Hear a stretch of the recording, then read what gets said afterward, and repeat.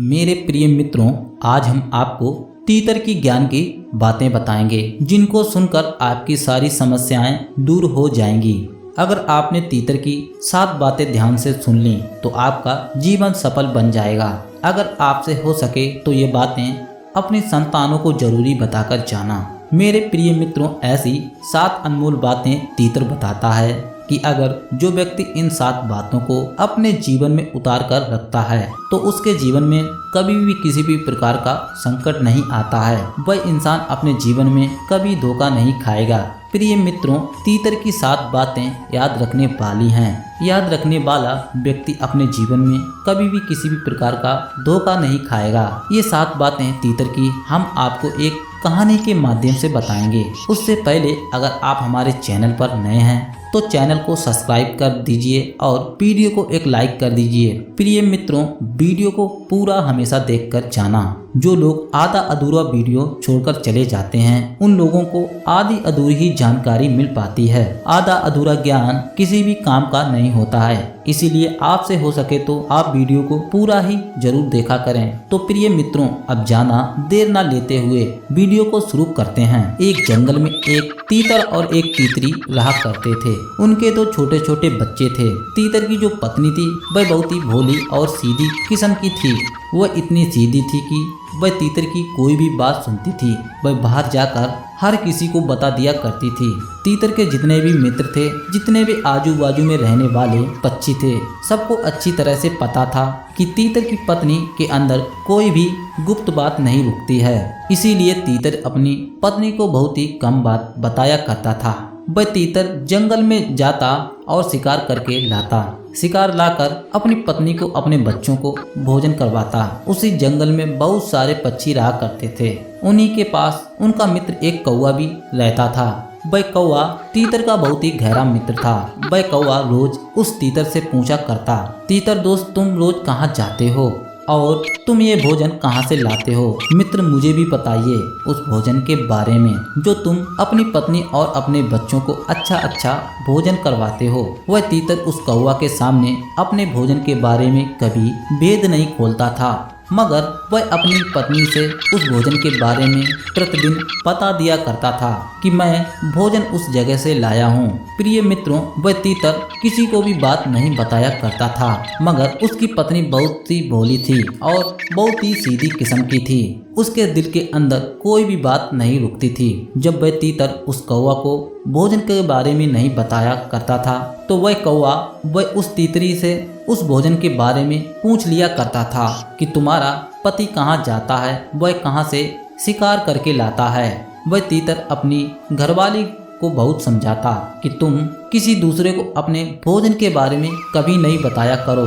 यदि तुम हमेशा ऐसा करती रही तो देखना एक दिन ऐसा आएगा कि हमारे लिए ही भोजन के लाले पड़ जाएंगे। लेकिन प्रिय मित्रों, वह तीतरी इतनी भोली थी कि वह उस बात को कुछ भी घंटों याद रखती थी और कुछ ही देर में उस बात को भूल जाया करती थी। इसी बात को लेकर वह तीतर हमेशा दुखी रहता था। तीतर अपने शिकार को हर रोज नई नई जगह खोजने की कोशिश करने जाता था, लेकिन वह शाम को जब अपने घर आकर अपनी पत्नी को उस भोजन के बारे में बता दिया करता था तो वह तीतरी दूसरे दिन ही उस कौवा को बता दिया करती थी। कौवा हमेशा इसी जुगाड़ में रहता था कि वह कौवा तीतरी से इस बात को अक्सर करके पूछा करता था कि तुम्हारा पति इतना जल्दी जाता है और वह इतना जल्दी से भोजन लेकर घर चला आता है। मैं तो पूरा दिन भोजन के चक्कर में मारा घूमता रहता हूँ, मुझे कहीं भोजन नहीं मिलता है। और तुम्हारा पति ऐसा क्या करता है जो झट से जाता है और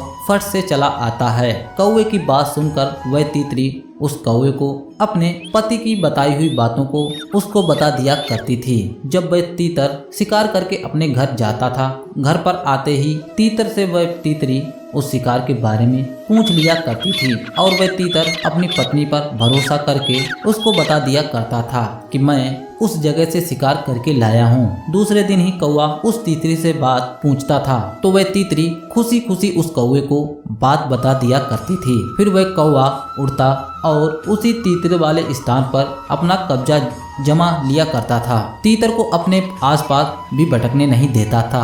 इसी परेशानी को लेकर वह तीतर और ज्यादा दुखी होने लगा था, क्योंकि जिस नई जगह को खोजकर वह तीतर अपने भोजन की जुगाड़ करता था, दूसरे दिन ही उस जगह पर कौवा अपना कब्जा बना लिया करता था और अपने आसपास भी भटकने नहीं देता था।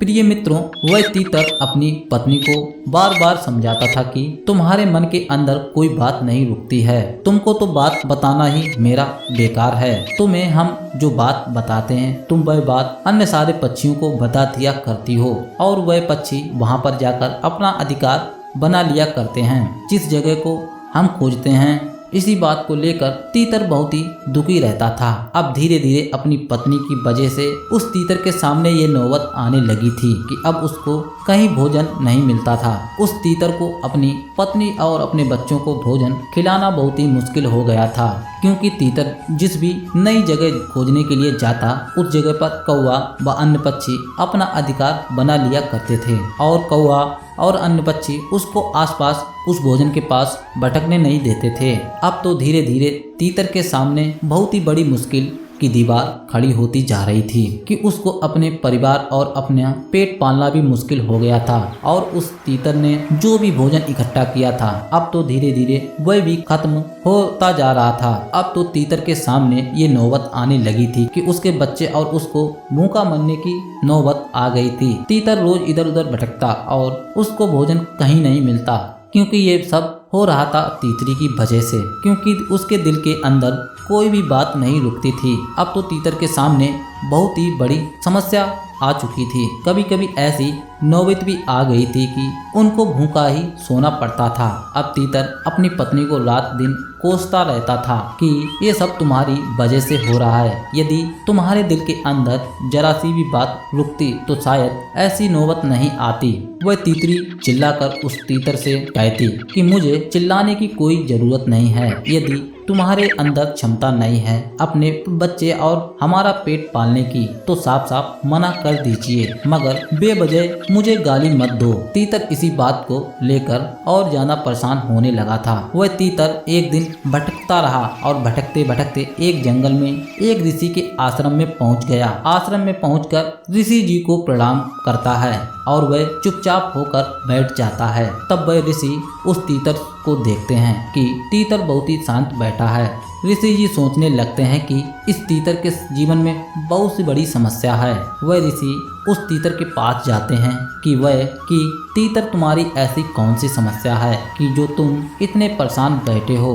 मुझे लगता है कि तुम्हारी कोई गंभीर समस्या है। वह तीतर ऋषि को प्रणाम करता है और वह अपने जीवन में हुई सारी समस्याओं के बारे में बता देता है। वह तीतर बताता है कि ऋषि जी मुझे अपनी पत्नी की वजह से ऐसे दिन देखने को मिल रहे हैं। हम रोज नई जगह पर अपना भोजन खोज करता था और उससे अपने परिवार का पालन पोषण करता था, लेकिन जब हम अपना भोजन लेकर घर आते थे, लेकिन मेरी पत्नी मेरे से पूछ लिया करती थी कि तुम भोजन कहाँ से लाते हो, और उसी समय मैं अपनी पत्नी को उस भोजन के बारे में सारी बातें बता दिया करता था। मैं हमेशा ये सोचता था कि हमारी पत्नी हमारे जीवन संगिनी है और अपनी पत्नी से किसी भी प्रकार का भेदभाव नहीं करना चाहिए। इसी बात को लेकर मैं सारी बातें अपनी पत्नी को बता दिया करता था, और मेरी पत्नी वह बहुत ही सीधी और भोले स्वभाव की है। वह बहुत ही मंद बुद्धि बड़ी बुलक्कड़ है। वह दूसरे दिन ही हमारी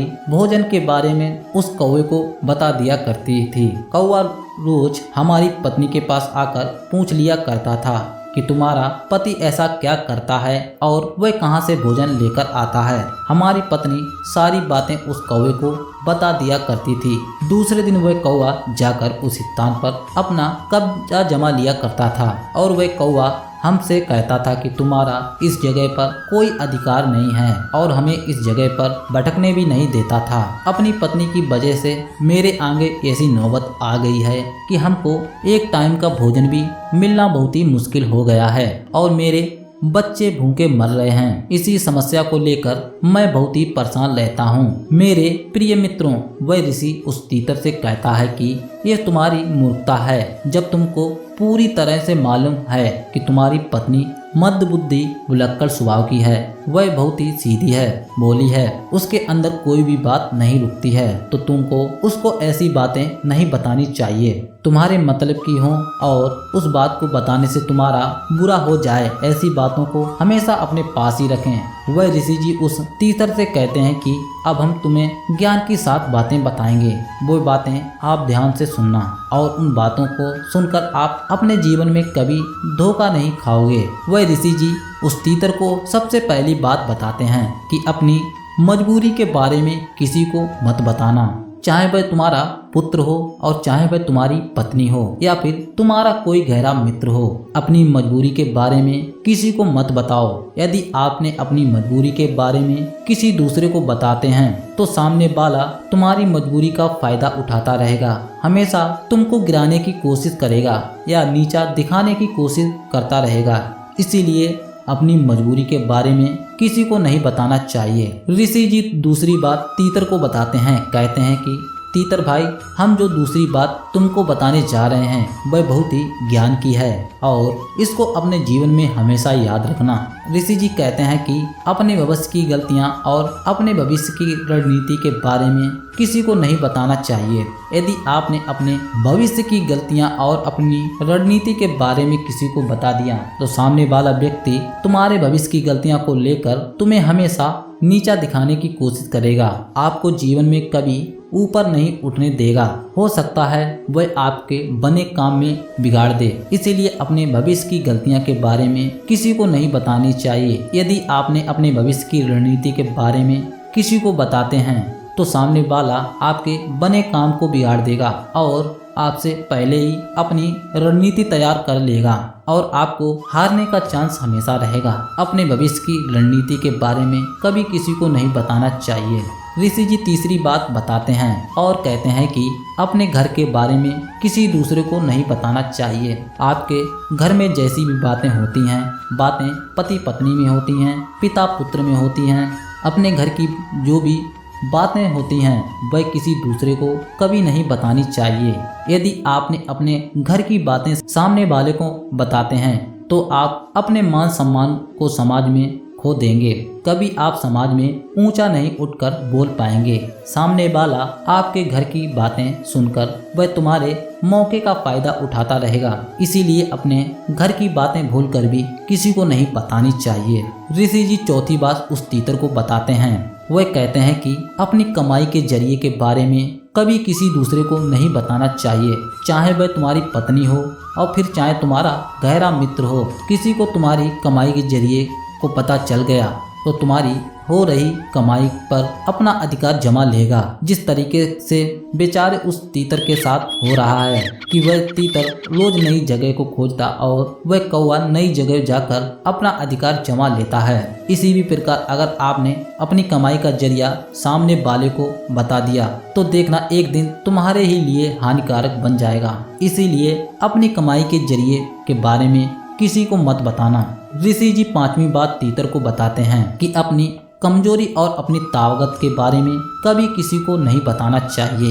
यदि आपने अपनी कमजोरी के बारे में किसी दूसरे को बता दिया तो सामने वाला आपकी कमजोरी का फायदा हमेशा उठाता रहेगा और यदि आपने अपनी ताकत के बारे में बता दिया तो सामने वाला आपकी ताकत को तोड़ सकता है, आपकी ताकत को खत्म कर सकता है। इसीलिए अपनी कमजोरी और अपनी ताकत के बारे में किसी को मत बताना। आपका कितना भी गहरा मित्र हो फिर भी मत बताना।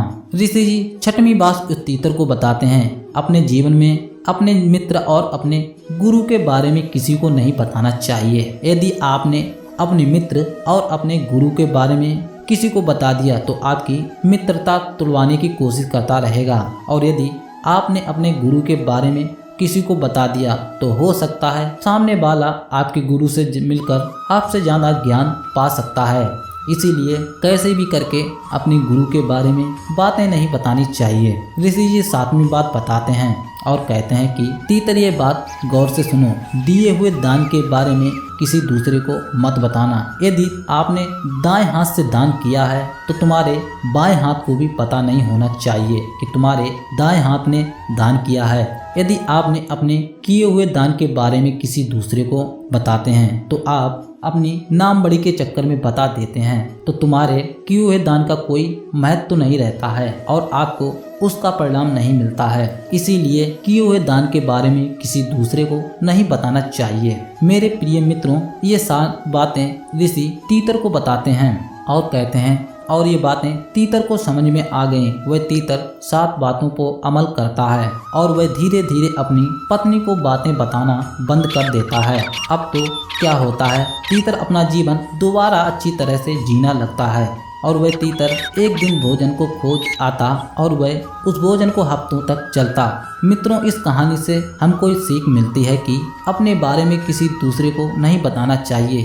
यदि आपने अपने बारे में किसी को बता दिया तो आप कभी ऊपर नहीं उठ पाओगे। मेरे प्रिय मित्रों, अगर आपको वीडियो पसंद आई है तो वीडियो को लाइक कर दें और चैनल को सब्सक्राइब कर दें। मिलते हैं हम एक और नई कहानी के साथ, तब तक के लिए धन्यवाद।